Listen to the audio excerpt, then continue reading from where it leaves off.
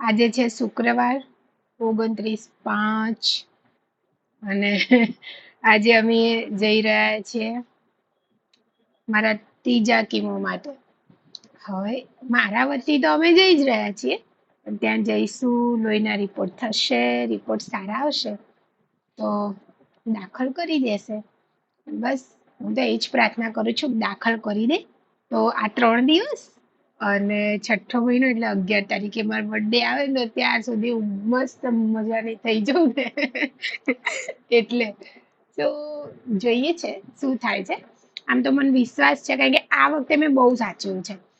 પહેલા વખતે તો કઈ ખબર જ નથી પડતી.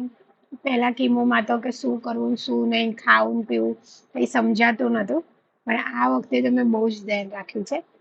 તો પ્રભુ દયાથી કદાચ તો દાખલ કરી જ દેશે. બાકી પછી જે પ્રભુડો કરે એ ખરો.